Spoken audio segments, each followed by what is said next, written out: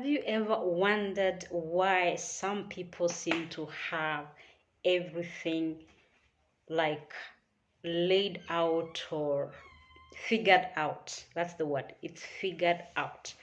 For example, you say you've been in this company for some time. You say this guy come in, and they keep on moving from one position to the other, one position to the other.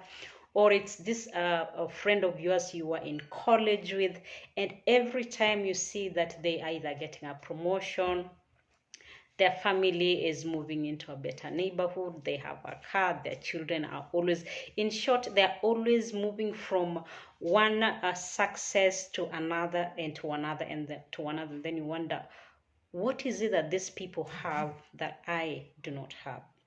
And today I'm going to share one thing that is a common factor across all great leaders or great people who are successful, and that is a personal development plan. And a personal development plan, if I can put it in a nutshell, I'll try to explain it, is planning or designing your life holistically on where, for example, you want to be at the end of your life or at a certain period of time. So what great leaders do, great people do, is to ensure that they have a personal development plan. And the personal development plan helps them to set their lifetime goals. And here they'll check in, for example, their spiritual goals, their financial goals, their intellectual goals. Here now we are talking about, for example, how you want to learn, how you want to develop yourself, their health goals, where they want to be at the end of their lifetime or at the end of the 5 years or 10 years to come, and then also their social life. So today we are going to look at how do you create a personal development plan. And remember to look it holistically from spiritual goals, financial goals, intellectual goals, health and social goals. So these are the questions. So what we do when you start coming up with a personal development plan, the first thing you need to do is to start from the end. And your end will be, for example, what you want to do in 10 years time or 5 years time, or what you have achieved in 30 years time. So start from your end. That is what you want to have achieved at that particular time. And when you start doing that, looking at that time, these are the questions that will help you to set down your goals in those spiritual, financial, intellectual, health, and social. You need to ask yourself these 5 questions. Who do I want to be in, for example, 10 years' time? What do I want life to be like for me and my family in 10 years' time? What will life need of me in 10 years' time? What will the future ask of me in 10 years' time? Who will I need to be to reach there? And I want you to highlight question number 5. Who will I need to be to reach there? So these questions, everybody will answer them differently depending on your personal goals and how you like to be in 10 years time, 30 years time, 40 years time, whichever time frame that you have given yourself. And this will help you to set your goals. So once you are able to answer all those questions, you will have been able to now put your goals down in terms of your spiritual goals, where you want to be in 10 years time, your financial goals, how you want your wealth to look like, your intellectual goals, if you want to have a master's degree, a PhD, you want to be a doctor, a professor, your health, how many kgs you want to be in 10 years time, how active you want to be at 10 years time, and your social life, how you want it to be during that time. And once you have these goals down, the next thing that you need to do is to pick your 3 greatest movers.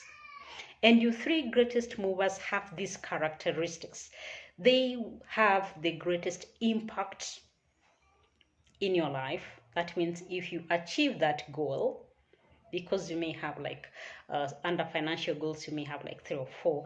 If you achieve that one goal, it's going to have the greatest impact in your life, or it is that kind of a goal that is going to lay a foundation for the other goals to build on top of, or it has a spark of a chain reaction effect, meaning if you achieve that goal, it's going to set a chain reaction to ensure that you achieve your goals effortlessly, the rest of your goals effortlessly.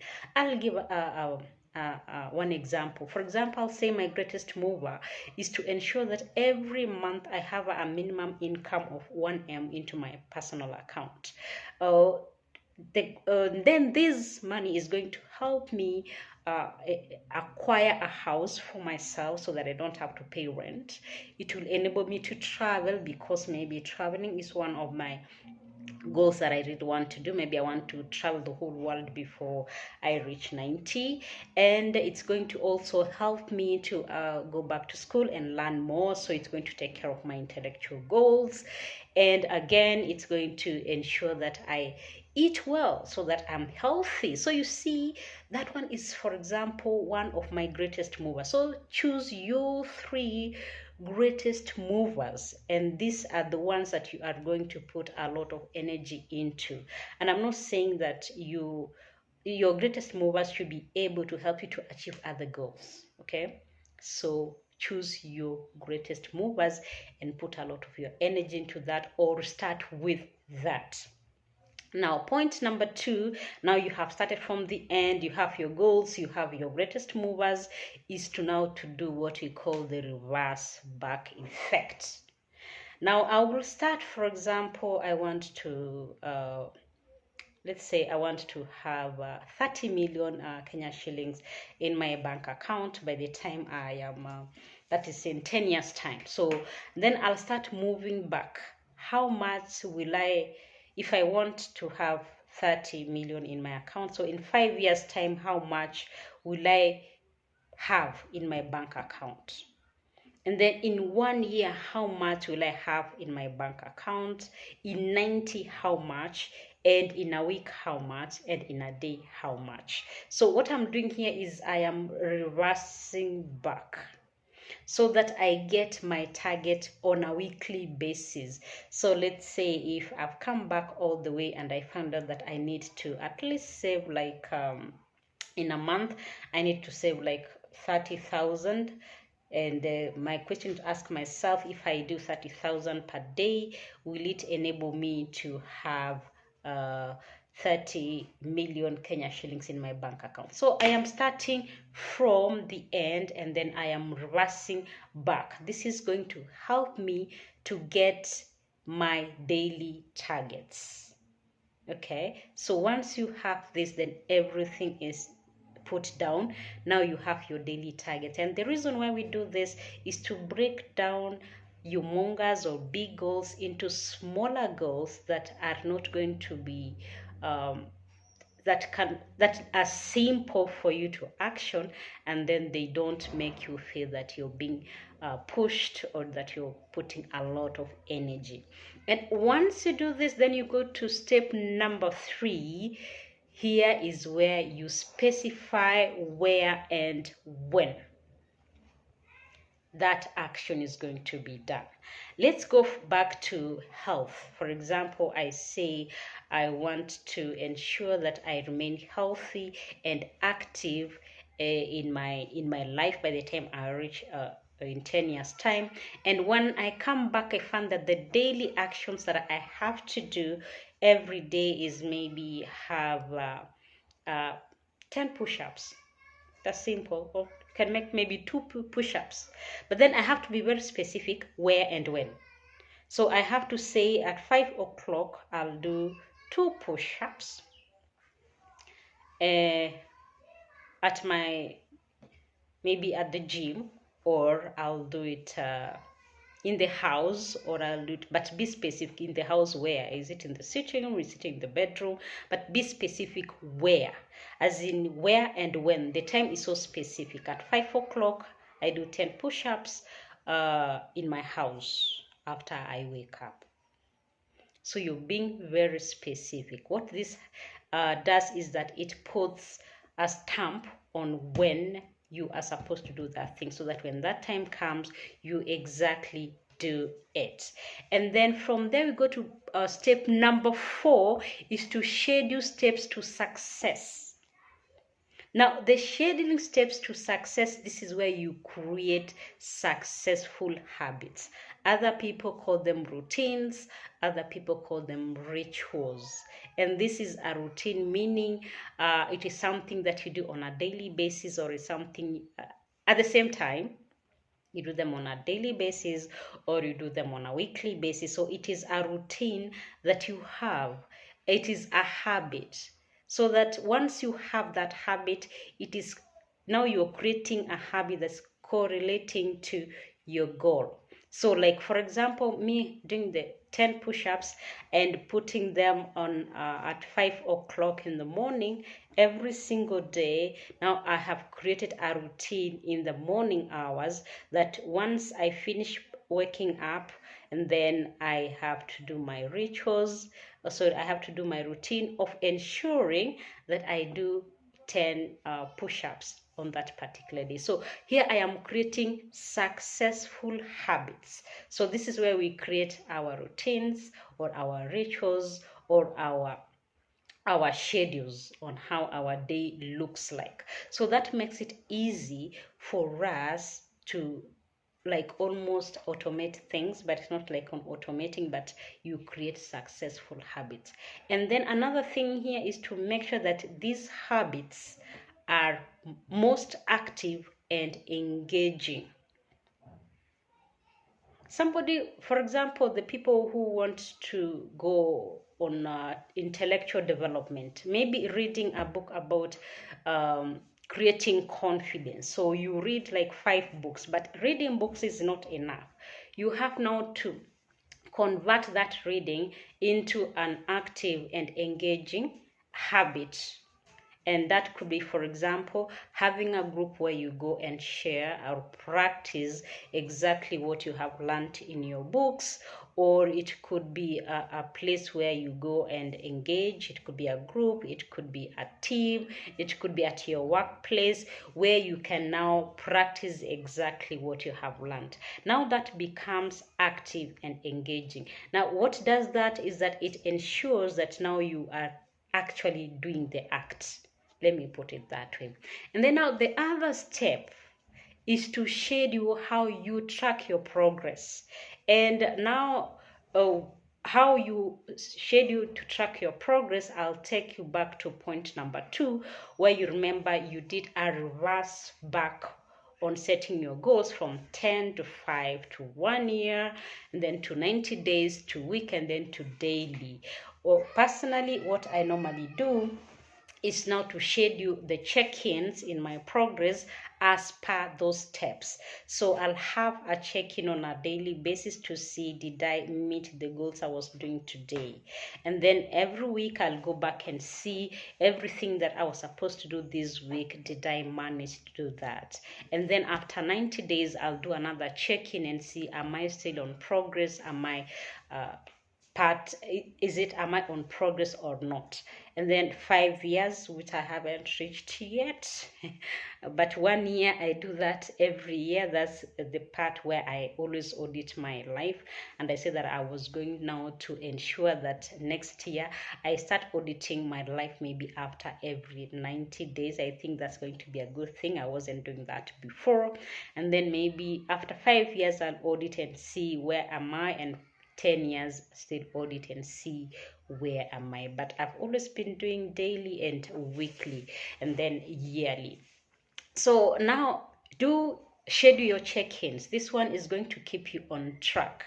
And now the most important thing about all this, for you to have a very successful personal development plan, is to work on your mindset. You must have a mindset of a leader, a mindset of successful person. You must have a successful mindset. And this is where you check in on your emotions, on your attitudes, on your thoughts, and your beliefs and your values. So you must have a shift.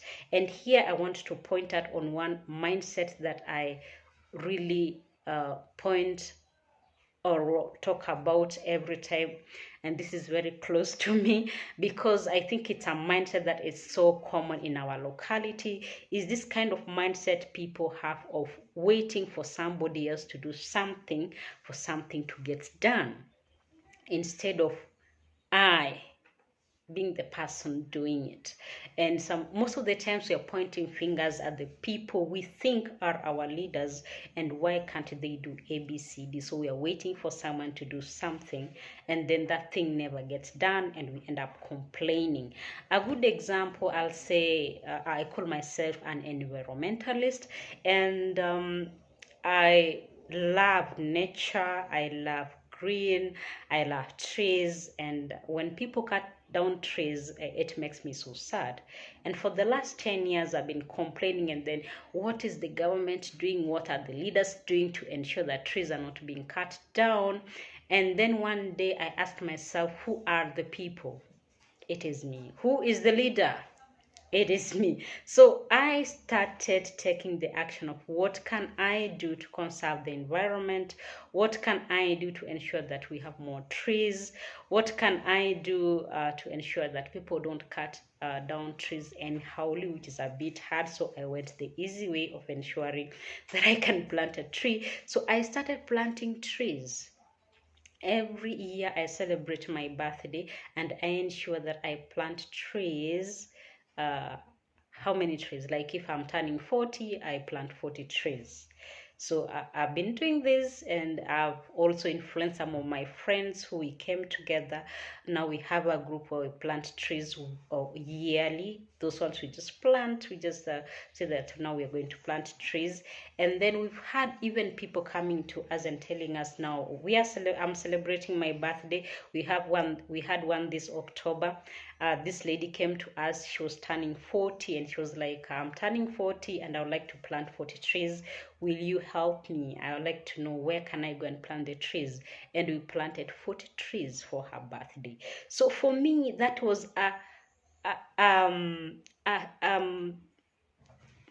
mindset shift that now I'm seeing it is really working for me, because now I can say I want to plant this many trees by the time I am 90. Hopefully I'll be 90 one day. And so you must have a mindset shift, a successful mindset. So audit your mindset, your emotions, your thoughts, your beliefs, and your values, and see where you are at the moment, and if these values are going to help you to achieve your goals as per your personal development plan. If you haven't subscribed, please ensure that you subscribe, and I will see you on the next video. Thank you and bye.